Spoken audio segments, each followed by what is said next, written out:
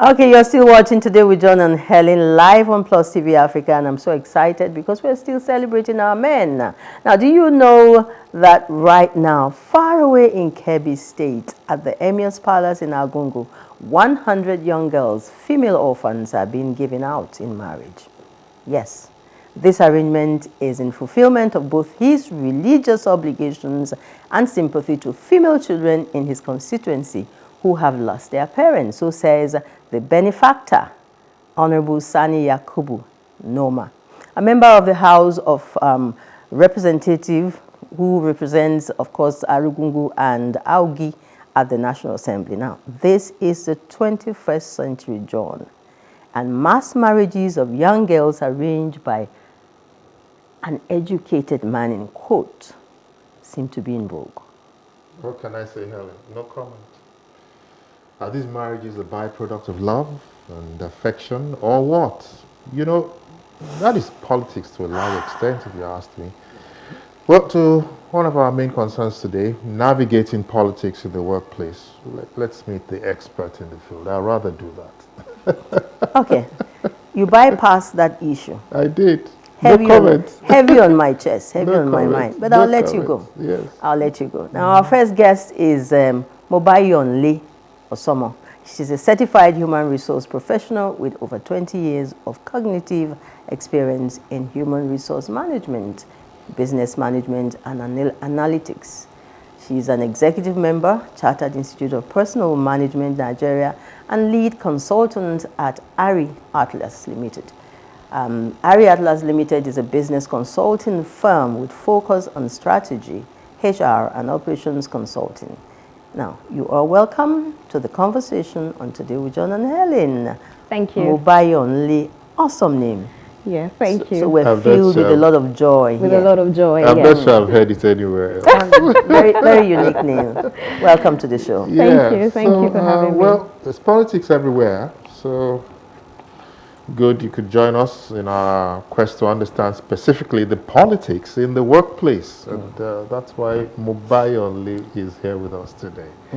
So we're going to quickly move on with the questions. Okay. Because like Helen said, you know, she has a few things on her chest. Okay. Yeah. So Helen, you want to ask the first question? I can go on. I can go first. Ladies first, they say. So how does ladies one... first after gentlemen. This morning, ladies first, before gentlemen. So how does one secure the loyalty of superiors in the workplace without coming off as a sycophant? Well, workplace, securing the loyalty of management in the workplace can be, it's a journey, really. So it's not something that you can just secure like that.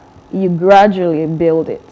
It's an intentional journey of building a reputation of performance, a reputation of high-level competence, high-level contributions, you know, towards the organizational growth. So if you want to catch someone's attention, for example, maybe in a classroom setting, right? And you want to catch, you want to be known as the best student, you have to put your best foot forward. You're continuously working. And I think one of the things that affect a lot of people when we get into the workplace is that they forget the reason or the purpose why we're in the workplace. Sure. So once you get that job, you've done your best in getting the job, and then you get the job and you relax. You relax and you're not putting your best foot forward anymore. So it becomes a thing of competition or unhealthy competition when you begin to see other people do so much better than you are doing. But for you to secure the loyalty of management, so management will definitely put in, you know, good word for someone who is pulling their weight, someone who's making good contribution, someone who is helping the organization in terms of expansion, in terms of growth, you know, and not a fighter. You have to be a very good team collaborator while you're there as well. Okay. So those are things that management will look out for when they are trying to, you know, probably sponsor Yeah. an employee, Okay. as it were, Yeah. sort of. Yeah, Okay. that's, I mean that sheds a lot of light on that issue Yes. because it's one that's really concerned us a lot. Now, I'd like to know what should employees do in the case of favoritism and being passed on for maybe for promotions and so on? That's dicey when when it comes to so, but you know, a lot of times we have these things in our minds and in our heads that this person is probably more favored, and it may not be the situation. Okay. So in a case like that, first off, you need to assess the situation correctly Okay. with objectivity to be sure that this other person or these other people are being favored above me, and I have been passed intentionally for this promotion and all, you know, something like that. So you want to probably compare, you want to investigate, you want to probably speak to your line manager in that situation to say, I thought I was going to be considered. I'm a performer, I'm doing this, I'm doing that. You know, so I always say something, document as much as possible your accomplishments. And the words of, you know, the encouragement or the good thumbs up you've gotten along the line, document as much as possible. So in a situation like this, you have facts to advocate, you know, your case, saying, I did well with this, I delivered on this, I delivered on this. Why was I passed over? So if it's a thing of, oh, we have a policy that says you have to be certified in this, or you have to have this level of exposure or experience, the question then is, why wasn't I told? Right? Why wasn't I told that, oh, this is it, but I mean, I've been getting the thumbs up, I've been getting the thumbs up and all of that. Why is it now that you're telling me I don't qualify? So at that point, you're saying, can the company make an exception? Because I have put this for, it's no longer my fault. It's now, so we have to be able to, negotiation now needs to come in and all of that, but you have to always manage it well. Don't throw tantrums at work. Don't react, respond to the situation so that that does not backfire. You know? I got that. Don't react, respond Yes, to the situation. to the situation. Which means that responding is a more positive way to address issues like this Yes. rather than reacting to it. Yeah.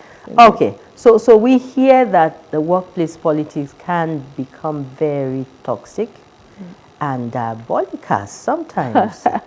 Is this true? And what could be the consequences, you know, for the achievement of the objectives of that work environment? You know, when the workplace becomes diabolical, you have to ask yourself, what's more important, my life or the job? From where I stand from, that is what I will do. And I'm going to say, so, I mean, you don't want to be packing your chairs to go home when you're leaving work because So you're it really scared. becomes diabolical. I mean, It I don't does want to get to that believe. point. That's I don't want to believe that. I haven't been in environments where it's gotten. I have heard of such, Yeah. right? I haven't been in an environment where that has been. But my question will always be: what is more important to you, the job Or your life? or your life? Would you want? How much would you possibly pay me that will make me sacrifice? Yeah, I mean, I think life in itself requires a lot of prayers. Me adding prayers for people in my workplace is not particularly what I want to add to the table. The answer is very obvious, my life, but it's not that easy, you know, to just pack your bags and leave, especially if you have nothing else waiting for you. Waiting for you. And I understand that the economic situation might be tough, financial situation might be tough, and all of that, but you also have to still consider what you take home from there, right? It's a dicey one because I'm not in everybody's shoes, Yeah. so I'm not going to be able to take the decision for everyone, which is why I said from where I stand, for me, I will take my life first. But in a situation where you think you don't have anything to do, you don't have any other choice, because, so diabolical means it's not tangible. It's not something HR can work with to say, I have proof. No evidence. To say, yeah, this is actually going on. So how do you want to manage that?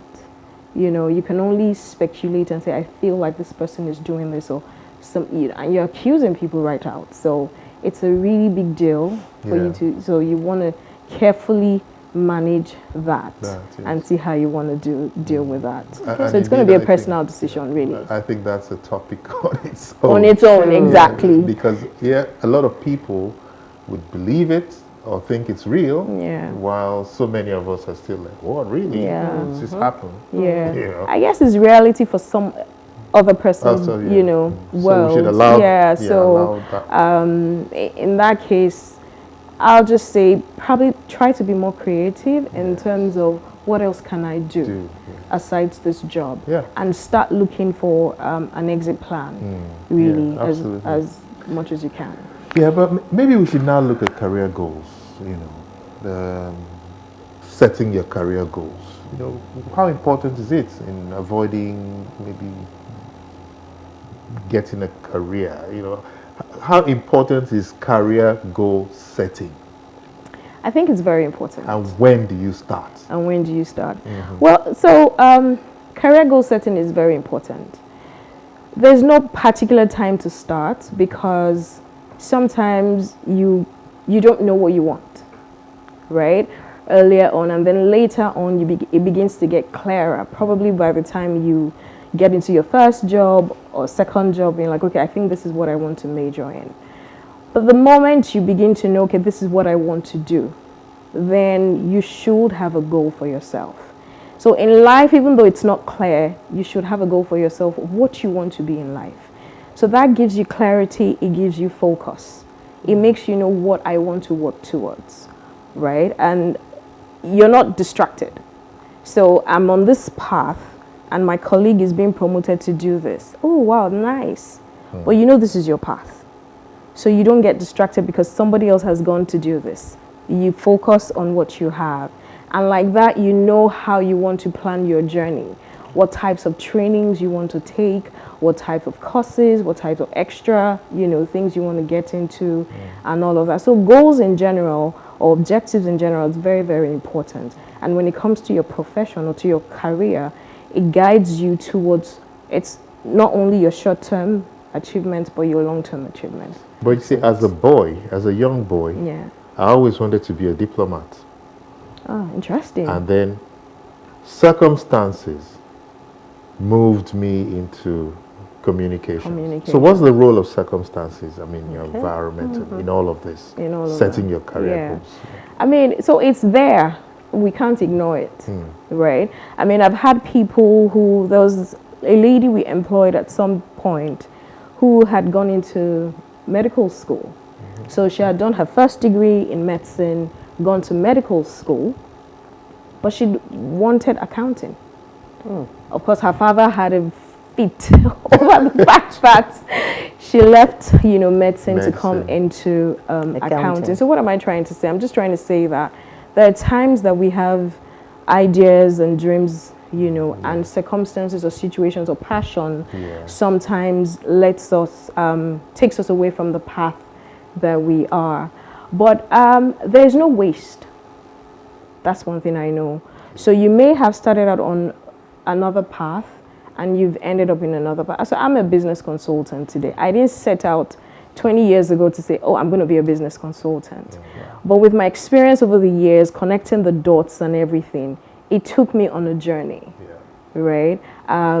So we do all have a journey, and we know that circumstances sometimes takes us here and there, but it's not wasting. So it's what you, at the end of the day, do with all the experiences, the exposures you've had, and how you can now make something tangible out of it. And by the way, John, it's not late to be a diplomat. To still be a diplomat, actually, I studied French for that purpose. That's a ball. I understand a bit of French, just a little bit. French up to certificate. Oh, that's and being in excellent. this communication turf or I terrain, think you have really, a path, actually. So all hopes are not lost. No. coming from the business consultant. All right. We'll talk. Okay, so in any organization, that's worth its salt, the HR department is very important. Yes, It's it like is. the eye of management, and there's the department that is constantly watching, like the Big Brother thing, Yeah. watching everything that's going on. So how does HR play? What role does HR play in helping employees navigate workplace politics, especially the ones that have gone toxic? Toxic. So HR, like you said, is the eye of the management. HR is a very important department to have, and they are the advocates in terms of creating, a suitable workplace for employees, and developing or trying to build a mutually beneficial environment for both the organization and the people in it. And HR can support the employees a lot by the policies they put in place and enforcing those policies. They can act as counselors. They can act, do EAP programs where, employees are able to speak. If you don't feel like you're safe speaking with people internally, you can speak with other people and all of that. So in a toxic environment, you're probably choosy about who you want to talk to, because HR, has to be able to earn your trust. Okay. You understand? So, but in some cases, you probably want to talk to someone else outside of HR. And, so having the EAP is very good. And HR acting as, like anonymous board, right, Yeah. is also very good, because employee needs to feel safe that when I come to HR, my matter will be taken up, but it's not going to be used against me, and I'm not going to become a victim of circumstance because I spoke with you. So policies are very, very important in the workplace, and that's HR's responsibility, and enforcing the company culture, a culture that somehow has, a better impact, a more positive impact than the toxic one. And, when people know that there are policies in place that will probably punish the offender, people are more cautious in, taking certain actions. Yeah, and indeed, one of the circumstances that you're talking about could be your gender. Could be instance. gender, Yeah. yes. So tell us, what role does gender play in, in the options available to employees, who are caught up in this politics? In this kind of things. Well, because I'm a man, or because I'm a lady. Yeah. Well, so if you're gonna, we probably have more of ladies fall into that category of, okay, so because I'm a lady. So for example, So probably when you're driving. So we are made to be. Okay, so let me say, when you're driving, for example, and you just have it at the back of your mind that she's a lady. She reacted that way because she's a lady. Let her pass. She's a lady, kind of thing. So that's the mindset That's of ladies. gender bias right there. And you do have that sometimes in the workplace. Yeah. So if a lady, so for example, perception of assertiveness in the workplace. If a lady is assertive and is telling you, establishes, boundaries and tells you, you don't cross this line with me, I'm sorry. And with all due respect, but I will not be able to do this and all of that. You tag that lady as aggressive.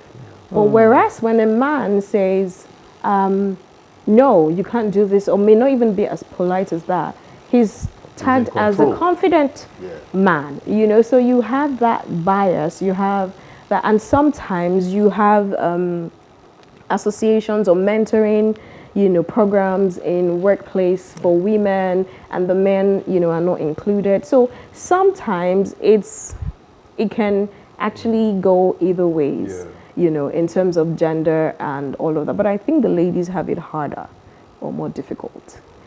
Always have it harder. Always.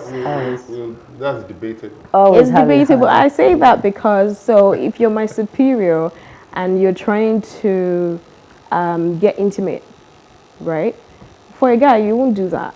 For a lady, you probably do that, and she's going to be thinking, do I say no? Do I say no and get fired? Do I, so there are things that she's constantly battling with and all of that. But I always say you have to be strategic, whether you're a man or you're a woman. you have to be very strategic. The moment, for example, you notice that your boss is a little, how about your meetings, let it be group meetings. So you don't even have to tell your colleague anything is going on. And sometimes the mistake we do is we talk too much in the workplace and think we're building friendship. And they get back to the bosses. And it gets back, you understand? So you can say, oh, Helen, you know the project we were working on, have you given your feedback yet? I'm like, oh, no. Oh, can we go together? I think mine is ready. It's just a way to like, I don't want to be alone in the room. Stay safe. With this, just stay safe. So you just have to know how to, maneuver your way and, in a very strategic manner and, just play safe as much as you can. It's just a steep price to pay for being beautiful, intelligent. And it shouldn't be. And it shouldn't be, yeah. All right. It really, yes. Okay, so right now Nigeria is suffering brain drain, so we believe.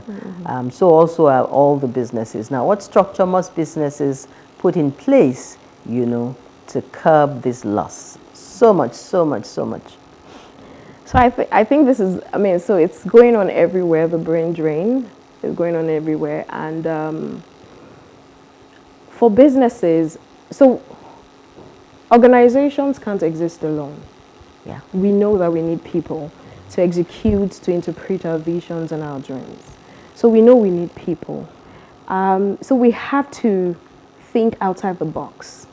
What can we do, right? Something is attracting these people to go outside. What then can we do to retain them? So you're looking at attracting you're attracting professionals, talents, right?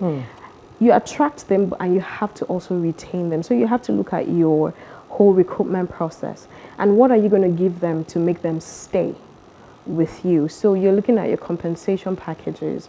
How about introduce things like, exchange programs, right? So if you're a multinational, for example, and you have headquarters in different places, how about you introduce, things like you go for a 3-month exchange program in another state or environment and all that, because people are just looking for new things. And we work remotely now. COVID has opened our eyes to a lot of technology and a lot of possibilities whereby people can work from anywhere. So why are bosses or businesses today still insisting on people coming to work every day?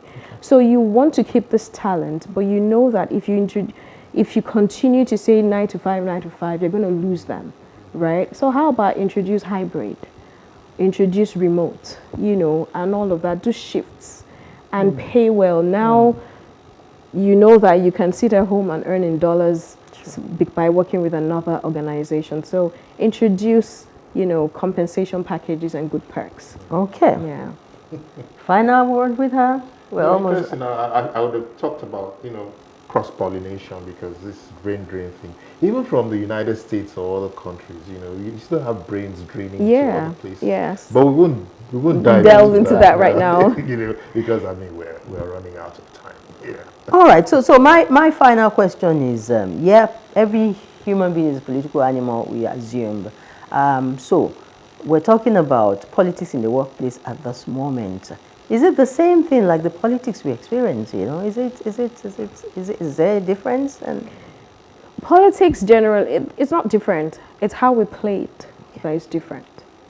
Politics generally, so in every group or organization, you have the formal and the informal.